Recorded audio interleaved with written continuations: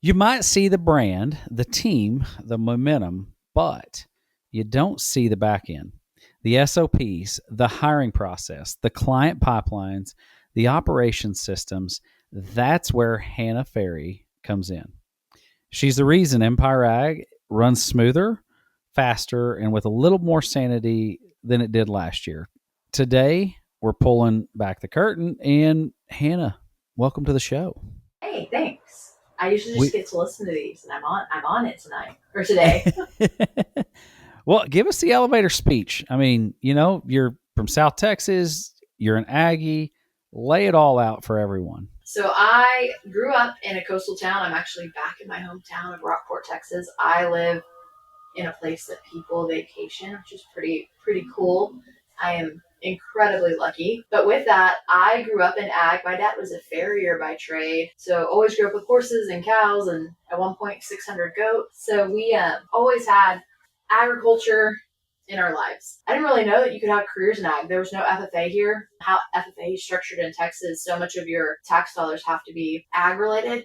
And that is not the case in Rockport, Texas. And we were one of the smallest counties. So we had a 4-H program, and I was obviously involved in that.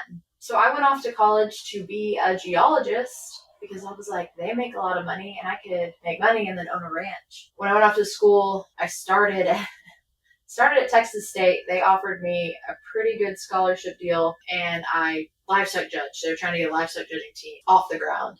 And so I was there for a few years, realized, oh, there's a lot you can do in ag. So ended up at Tarleton, wonderful school. Wish I had been there the whole time. Realized I didn't have to be a geologist with a minor in ag. I could make ag my whole full-time career and it would work out. In between there, I was working for a ranch where I helped them make $100,000 off Facebook selling cattle. And they were like, we have to slow down because we're not going to have any bulls or cows to take these sales that we go to every year. Like, you're doing too good of a job. We're going to need you to back up. So that's when I realized, I think I could probably make this like a full-time gig. Went to Tarleton, got my degree there, worked for an ag marketing company, decided I needed a little bit more education, got into A&M, got hired as their social media manager in the ag leadership, education, and communications department. And then they talked me into TAing some classes. An internship came around, and I was baffled that none of my students would apply for this internship. None of them. And I was talking to one of the professors, and I was like, I don't understand. And they said, well, you should apply. So I can't apply. You have me teaching classes all summer. And they were like, if you get this internship, we'll figure out the classes. So applied, got the internship. 3 weeks into my internship, they fired my boss. I stepped into a very different role than the other 3 interns. I was in meetings with brands like McDonald's and Smithfield Foods and Illinois Soybean Association. So worked for them for that summer. They tried to keep me. They were based in Wisconsin, which that would have never worked for a South Texas girl. I came back to A&M to finish out my degree, and I kept a couple of their clients kind of on like a contract basis. And so that's kind of how I got my foot into ag marketing. I was doing social media specifically for them, and it kind of grew. I worked there. I went off and consulted by myself for a little while and built a lot of websites. I worked for companies like RFD TV and FarmHer. Went to work got headhunted actually for a company called Barefoot Proximity. It was a wonderful company, loved them so much, but I got an opportunity to come home and work for a nonprofit. I was like, I really could give back to my community and grow something and build something, and ran that nonprofit, did some big things, got some really big grant, realized the nonprofit world was not for me. So I didn't stay there too long, kind of went back into consulting, still building websites, consulting for people. Got my real estate license, and that's when real estate really started booming. Did some of that, worked for an insurance company here in town doing marketing, fell into kind of helping build processes and realizing that there was a lot of opportunity there to just run things a little bit different or make things a little bit better, whether that was like our intake forms and how they flowed through to our people. And then Empire Ag was looking for some help. And here we are today. I love it. I'm glad. I'm glad you're here. So word on the street is that you and your family, you've launched an entire hurricane in the aftermath of a hurricane. Can you speak on that? We had started a small brand called Going Coastal. So in my hometown, there was no one doing like Rockport, Texas, Gulf Coast T-shirts. If you go to the Frio River, or you go to South Carolina, or you go to 30A in Florida, you come back with a T-shirt. No one was really doing that well in Rockport. So we partnered first with a couple of designers I knew, because I'm in ag comm. I know lots of designers. And then we figured out that my sister's actually really good at design. And so we've been doing T-shirts here and there at pop-ups, doing them at market days, and the hurricane hit. And when the Hurricane Harvey hit in 2017, it completely tore my parents' house apart. I left. Most of my siblings left. My mom, my dad, and my brother stayed. And at the time, they had all of our dogs. So they had like 5 dogs. At this point in time, we had a raccoon. I'm not going to say that it was a pet raccoon, but it hung out. Thankfully, they stayed in our stairwell while the house was like literally almost falling down around them, or the roof was coming off and like water's coming in. During the eye of the storm, they came out, got on the tractors, moved a bunch of brush, and our neighbors who had just built a brand new house had a shipping container inside of their barn, and they said, if things get bad, go to the barn, get in the shipping container. So my parents went and got in the shipping container. And at this point in time, I was supposed to be at Illinois farm show. I was doing some stuff for Bayer Crop Science at the time. So I knew I couldn't catch my flight out of Corpus, so I had driven to Dallas because I was going to just catch my connecting flight in Dallas. Stayed with some friends, watched the Weather Channel all night, and called my boss and was like, I'm not coming. Decided to drive all the way home. On the way, met some friends who loaded my cars with gas and tarps and just wonderful human beings. The trip home took me so much time. Stopped and picked my brother up in Austin. None of us had talked to any of my siblings. We went and got rubber boots, anything we could think. I had a little red Jetta at the time. We had it loaded down. Anyways, made it home. The house was destroyed. Thankfully, my dad was building some Airbnb cabins, and one of them was finished. So that one was fine. So everyone survived. We actually had very low casualty rates in Rockport for the amount of destruction that was here, because the flooding wasn't incredibly bad. That was a pretty traumatic event at the time. But then our screen printer, who had been printing our shirts, was like, hey, we want to help you out. What if we printed 250 Rockport Strong T-shirts for y'all? Well, those sold out. So then we did another round. Those sold out. But it also helped us get that brand off the ground. 2018, we were still doing pop-ups. 2019, we finally had a full-time location. Now we started in 3,000 square feet, and we have 10,000 square feet of a business. My mom owns it. My aunt works it. I help a little bit on the backside. My little sister does the designs. It is very much a family business. Now, are you guys opening a second location? Actually, my mom was like, I think we're going to open this other location in Sinton, which is about 30 miles inland. We have friends that live over there. That's where we stock show. Our county is so small that we don't stock show alone. We stock show with Sam Pat County. So it's the Aransas County and Sam Pat County stock show. And rent is significantly cheaper over there. Yeah, I created a whole brand. I went in, I filed our LLC, got it up and running, got the bank accounts going, launched the website, or, bought the website domains. We don't have a website, set up the emails, and launched the socials. And it's like, all right, here we go. And so we basically launched a new brand in about a month. So awesome. 2 brands. So that one's called Ranch and Reef. Ranch and Reef. What's it like? I mean, a lot of these farmers and ranchers we work with, one of the biggest struggles is working with family. What is it like working with your mom? When does it matter? I think that can be tough, right? I don't think a younger version of me would have done well with my mother. I'm so type A, very process oriented, OCD.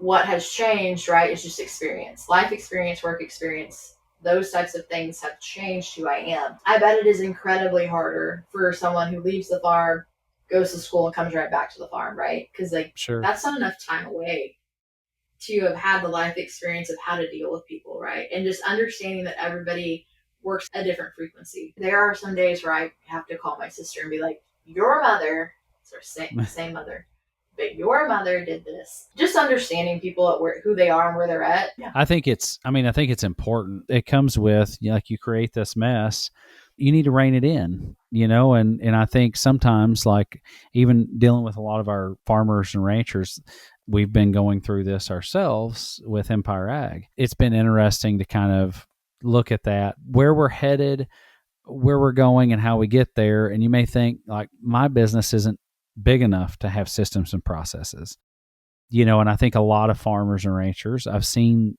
kind of what they have going on, I think they don't know what they don't know. So I think like when you're looking at an operation, what's the first thing that you fix, or when an operation is messy, it's growing, maybe you don't, you're just kind of coming into it. I mean, how do you approach that? How do you look at that? So, I mean, can we use Empire Ag as an Yeah. example?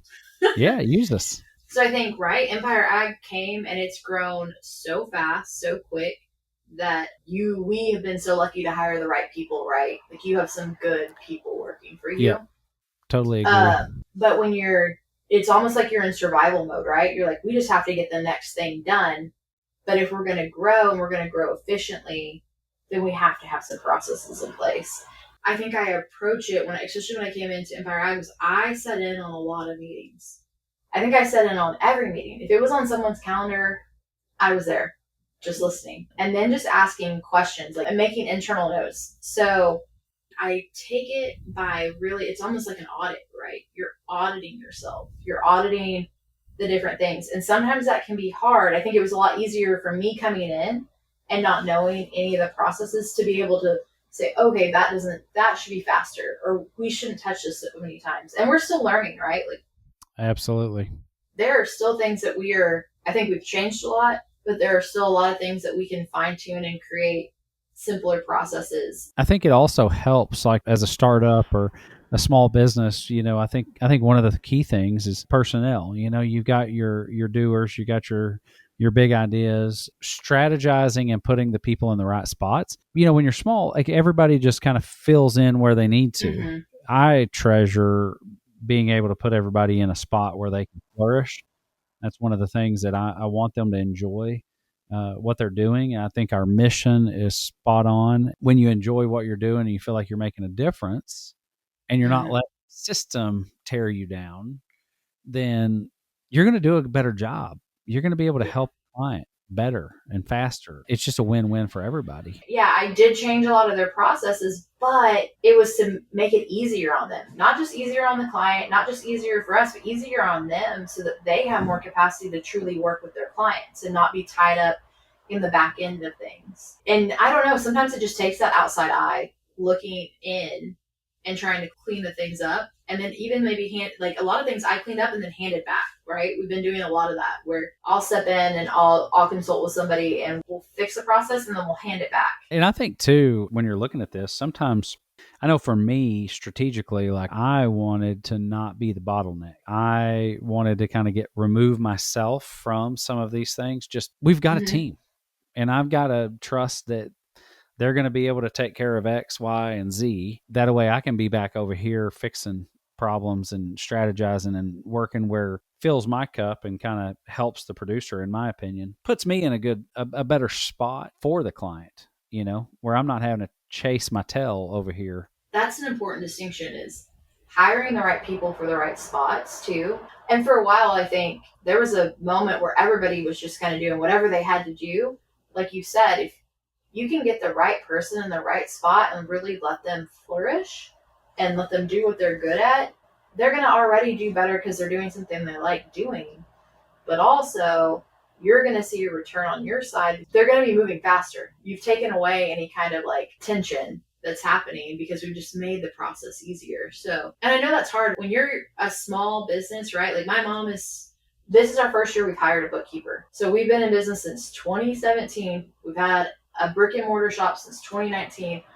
It's 2025, and this is the first year we've had a bookkeeper. Before, she did it all. And I know that's hard when you're small, and sometimes you just have to fill in the gaps where you can. But once you get to a place where you're able to, and you also have to have that vision. You have to have the vision to be like, yeah, one day we're going to be here. We're going to have 5 full-time employees, and we're going to offer health insurance, or we're going to be able to take 2 weeks of vacation and be able to leave the farm or leave the business and know that it's going to run okay. And I think sometimes, would you feel like our farm and ranch families, I think they almost overthink like this whole systems and processes. We've heard this. The thing about it, I think we overestimate and try to overcomplicate like what those systems and those processes are. What are the problems we're trying to solve? And I think sometimes having somebody outside looking at that that's not just married to the process for the sake of it being that way for the last 25 years, has helped being able to kind of move them along.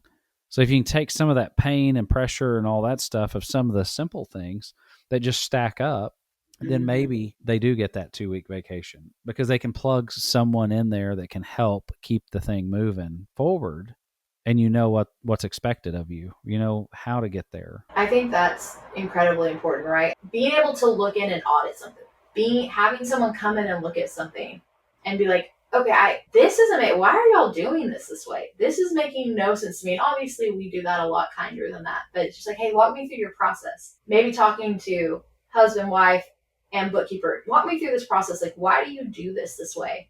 And then auditing it and being like, okay, guys, it seems like it can be done this way. Is there a reason we're not doing it this way? And they're like, oh, it just takes that outside eye, that consulting eye. I can't tell you how many times I consulted on digital marketing where I'm like, y'all are making this so much harder than it has to be. Like, dad who's in the tractor or is, delivering beef, like, just take a picture. I just need you to take a picture so that we can post it and talk about it. Just tell your story. You're already living a cool story. You're already doing cool things. You just have to be talking about it. Sometimes it just takes an outside eye to figure out how to make things better in your business. What did the business look like before versus after you joining? I think we were in a little bit of survival mode. It was almost like you had hired the infrastructure, you had the people, but certain people were still in the roles that they kind of had to be in when Empire Ag was a little bit smaller. And it was like, oh, hold on, we've hired. How do we move you out of this role and get this person doing the job they're supposed to be doing? And there's always a little bit too of like, what if I hand it over to them and they don't do it the way I do it? And it's like, no, we hired them and we trust them. Let's let them run with it. I also feel like it too, like expectations. So like if you were hired, with your previous employer for X, and this is what you did with X, breaking down some of those nuances, even though you have a different company culture, a different setup, expectations, that kind of thing. It's like you've got to sell those expectations and to make the change. Like that's the big, you can suggest all you want, but at the end of the day, like we've got to make them know, like there's a clean break with your previous employer. Like you're not doing that job anymore. It's you're with us. It's different. And this is what we expect. Clear is kind. Being clear is kind. I don't think it's ever hurt anybody to have clearly defined roles. Also, that opens you up to, if you start to hand somebody something new, that gives them the power to also say, hey, this is something that we didn't talk about doing. Do you want me to move into this role? Is it something that's being added on? And we can set that as a, hey, if you can do this, then like maybe we structure your role a little bit different and we can take these things off of your plate. It makes it so much better for everyone involved when we are clear with what the expectations are for your role. There was a big difference, managing 5 or 6 versus over 10. I feel like 10's like a magic number where you really, from an employee standpoint, you're really in a management role at that point. And it does shift business wise on how you're going to operate. I think it's important. And even though some of these farms and ranches may not have 10 employees, it's still very similar because even though you have maybe 4, let's just say you're a decent sized operation, you got 4 employees, their role and responsibility every day shifts.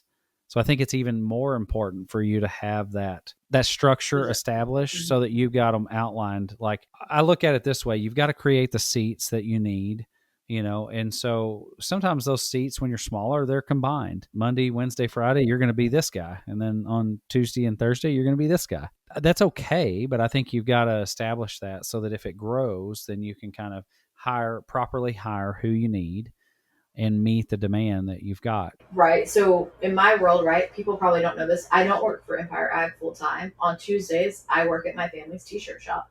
And on Tuesdays, I sit up here with my mom and I empty out her inbox because she doesn't do it and it drives me nuts. So I go through and I make sure any designs that we're waiting on. I mean, a lot of times I'm just calling and paying invoices. Some of that has now been rolled away because we hired a bookkeeping business to take that piece over. So that's off of my plate. But it does, right? Like that role, I'm not just standing behind the counter selling t-shirts. I'm Sure. helping my mom manage this business. We're trying to grow it. We're looking at new brands. I'm scheduling all of her appointments when she's at Dallas Market, especially in the small business world. Like a lot of those things overlap. You do have a lot of conjoined duties. But I do think as you bring employees on, if you can be clear, because the last thing you want is it to fall through the cracks and be like, okay, who was supposed to do that? And it be your fault that you didn't clearly define that role. You know, someone say, well, you never told me I had to do that. That is why it's so important to clearly define what someone's role is, because Hmm. you don't want to fall into that. Whether that's you open a Google Doc and type it all out. Also, those things aren't set in stone, Sure. right? How often are we having conversations about, okay, I'm going to move. Does it make sense to pull this off of this person and hand it over to this person, especially on our financial side, right? Like we have some people that are moving into very specific roles because it's so specialized. So it doesn't make sense for them to be doing the accounting anymore. They need to be over here in this very specialized role, getting really clear and then continuing to let that, it can always shift and change. Don't be scared of adding or subtracting things, but you also have to communicate it. Have Sure. to communicate it. I think that's huge when it comes to having that stuff laid out. It just makes it easy when you're trying to manage. If you can kind of lay out those expectations and make it happen. Let's talk about like restructuring, client onboarding, kind of to create that seamless first 30 days. Before, like I was the guy, I sold, I did everything, followed it through all the way through the process. And so I think that's been, it's allowed us to grow in the fact that from a touch point standpoint, I'm not the guy in every facet of it. And I Mm-hmm. feel it and see it now where from a time standpoint, I can spend more time with my clients rather than this piece. I think it's important. I think that's a big piece of it, right? Because you're the face and you're the brand, but we need you doing what you're best at, right? We need you on the calls with clients. We need you actually helping and consulting and legacy planning and doing that role instead of, hey, we need to put your quote together and hey, let me follow up on this. Like, and so I think we're still refining this process, but I do think that it has gotten a lot better because we've started to hand it off to the right person. Sometimes that's two people, right? Depending on what you're doing. Sometimes it's three people, depending on what you're doing with Empire Ag. I think that also allows for them to see everybody's expertise. We have hired really great people to do these things instead of you having to hold it all and letting you really flourish at what you're good at and us letting the people we've hired do good things.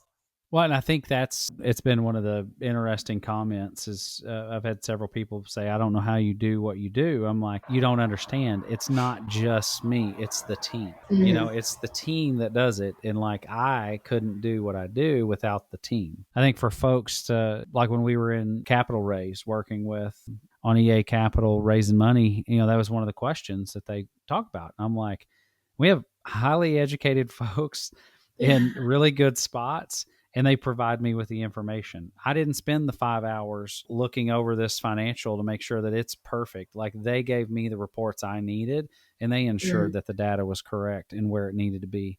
And then I am able to take it and then we can plan, strategize, fix what we need to in the operation and make that and know that the information's correct. That's the hard piece for a lot of folks to understand.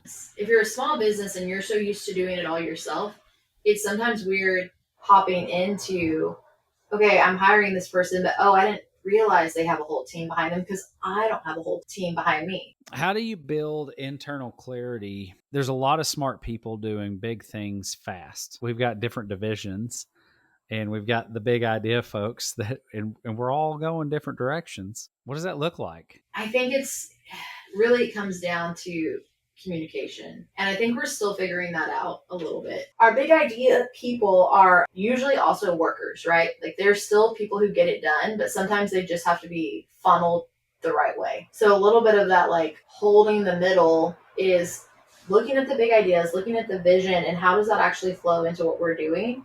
And also how is it prioritized? Because sometimes I feel like there are weeks where I get thrown like 15 big ideas and I'm like, okay, so how are we prioritizing these? Like, which one is the most important big idea right now? And getting everyone on the same page. And we're still, I think, fine tuning getting everyone on the same page because everybody was growing so fast in the different brand arms. So we're finally getting to a place where we're having our state of the state meetings where we talk about what's happening across the brands, because we're going to continue to grow. We're going to continue to add services and add things. If I'm over here and I'm one of our accountants and, my client's saying, yeah, we're doing cow calf, but we think we want to do farm to table beef and they need branding.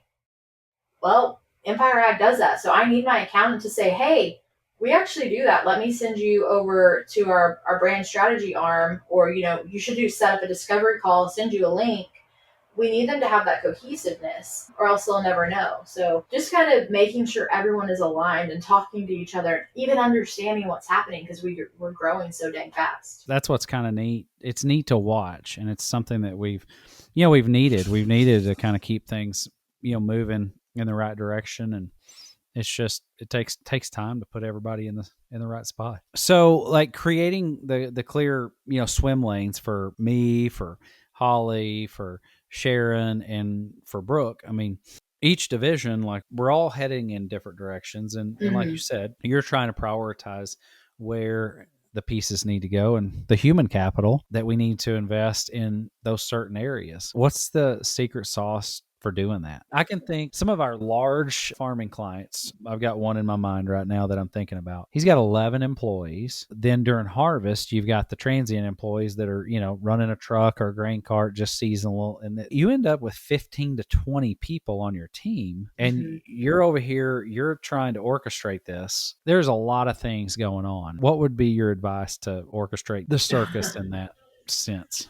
So I think on orchestrating the circus, part of that, I think it's like twofold. Part of it is getting clear, right? Getting clear on what everyone's roles are and empowering people for those roles. You think this guy, like, he needs to have somebody that's in charge of harvesting, some guy that's in charge of trucking, at least a key person for each. Yeah, even who's taking care of the combines. The last thing you need to be doing as the farm operator is in the middle of the night waking up and realizing, oh, I think that combine's still in that field and we're supposed to start in the next field and it's going to take me 2 hours to move that combine. So getting really clear on what their roles are, and then on the back side of that, getting clear on what you want your role to be. Do you want to be sitting in the office calling these guys and just checking on them and you're just figuring out where everything is?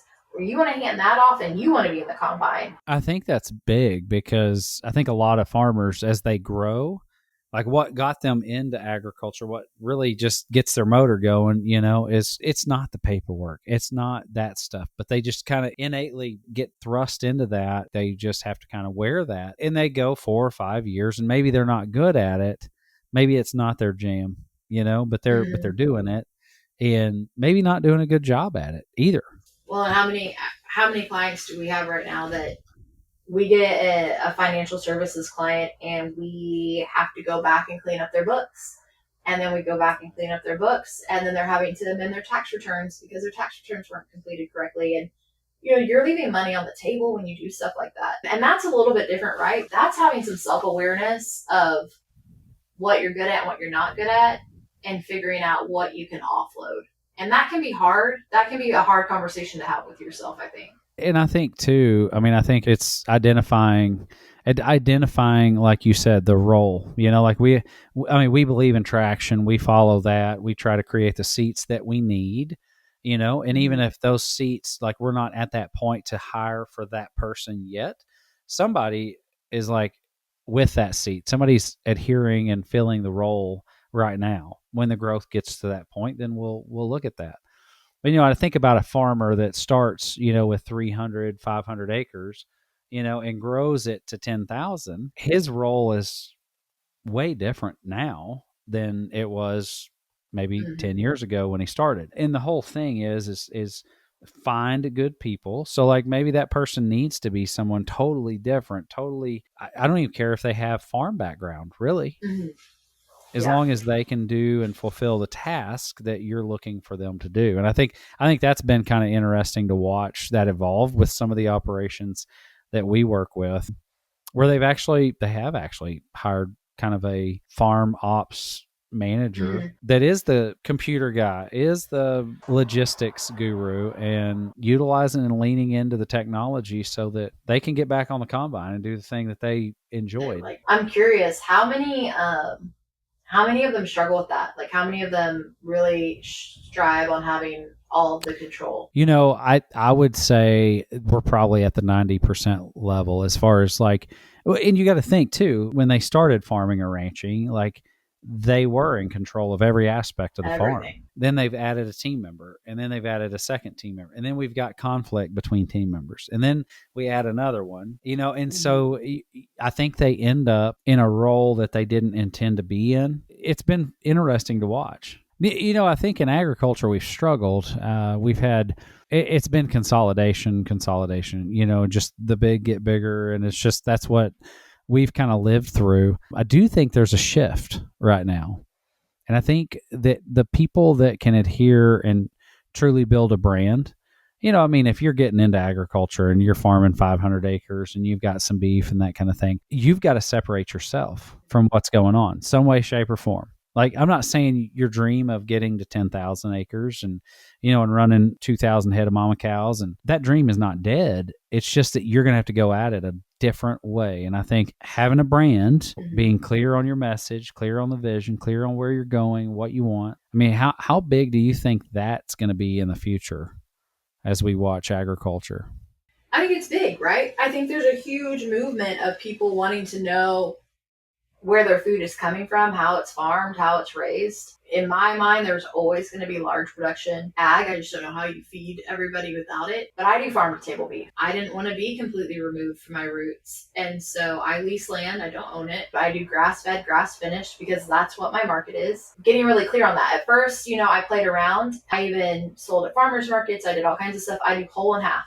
I won't even do a quarter for you. And I don't have a problem selling my beef when it's ready. That is because I very much know who my market is in South Texas. I live in a place where there is a lot of second home owning folks. They're viewed, all these people with their big, massive cameras taking pictures of the whooping cranes that line up across my fence and loosen my bob wire at the top. It's fine. They are very visible. And so anytime someone's like, oh, where are they raised? I'm like, they're across from Big Tree. They're down from Goose Island State Park. If you want to see how they're raised and where they live, you're more than welcome to drive by. It's visible on three sides. That is where they are born, raised, fed, kept. I think it's really important, and not to say I've always done that right. Like, I tried feeding some out for a while because to get a grass-fed, grass-finished beef to the weight that it needs to be at to harvest, you know, that takes a while. It takes a lot longer. But I'm also charging a lot more. And people are paying it. It's incredibly important for me to have that brand. If you're going to do anything specialized, you need to have a brand behind you. I sell hats. People like my logo enough that they buy Third Coast Ranch hats just because they like my logo. Branding is so incredibly important when you're trying to market yourself or market whatever it is your product's going to be. I think the branding piece is going to be big for a long time. I think it's in every industry. But I think agriculture is a little behind the eight ball when it comes to branding. I really do. I think the folks who are doing it well are doing so well because their branding is so good. I think of down here, there's 1915 Farms. She's about 2 hours from me. That's where I buy my pork. So I usually buy half a hog every so often. My family, basically, we raise almost all our own meat, but she does such a good job. I have watched her in the past 5 years, very much farm to table, heritage pork. They do beef, chicken, pork. Now, at this point, they have a processing facility on their own property. That's how big they've gotten. I love her post about her free range chickens because she's like, that's the hardest day of the year because I literally have to chase them around and put them in those boxes and then put the boxes on the truck to haul them up to process them. But she has done a great job and excellent. She's always had a beautiful website. She's always done some videography, but I would think a lot of her success is because she embraced social media early and often. She built a really strong email list. I'm sure I get her emails. I like getting her emails. There's always like a little bit about what's happening on the farm and very little like product push. Like, I just enjoy them. I like getting them. It is. I think it's so important to have and build a brand if that's what you're trying to do. What's next at Empire Ag? Well, shoot, I think the branding, obviously, we're excited about that piece. I get to help with that a lot because that's my background. So helping put proposals together with Brooke's been really fun and stepping kind of back into that role a little bit. And then I am excited to grow our business. I think just since I've joined, you brought me on, we brought on a bookkeeper. Moving forward, I'll be a big part of helping bring people onto the team. So I'm excited about just bringing on the right people and making sure they're like a good cultural fit with who we are. I'm just excited to see us continue to grow. I spoke at A&M on Friday and I had like 4 students stay behind. What is it that you do? Like, what is the company you do? And some of them were, my dad needs that. My grandpa needs that. And I'm like, well, there's the website. You can give us a call.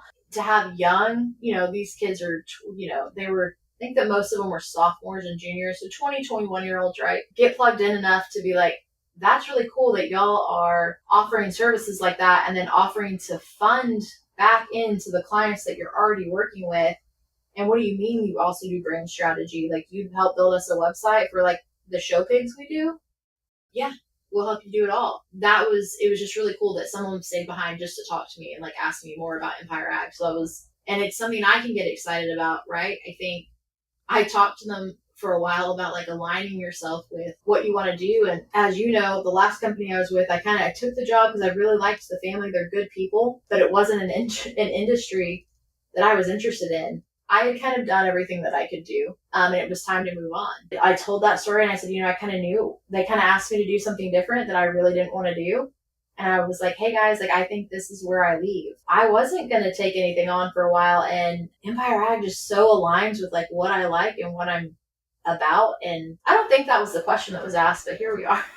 Yeah, it is. I mean, the structure, the growth, and leadership, they matter more, now than ever. Yeah, it was perfect timing where you were, where we were from a growth standpoint, and kind of, working with you over a couple of years. I think people don't realize that your presence, your networking, it does come back. And so for those young people that don't realize that, sometimes just being there and that omnipresence and jumping in, and sweeping the shed when you didn't have to, but you were there with us all. It allowed us to get to know you. We thought we needed to have somebody. You came top of mind. In this past year of life, I feel like God has shown me some really cool things at Empire. Yeah, we need to lean into that more with everything that's gone on, whether it's business, politics, whatever the case may be. We got a higher calling out here, and we need to lean into that and not be scared of it, for sure. Well, Hannah, I'm so glad that you were on the show with us today. Guys, if you've ever felt torn between running your business and growing it, Hannah's story it's a reminder that both are possible. If you're willing to lead with grit, build real systems and ask for help whenever you need it. I mean, don't be scared to ask for help. That's the key. Thanks for listening to Your Ag Empire. Be good or be good at it.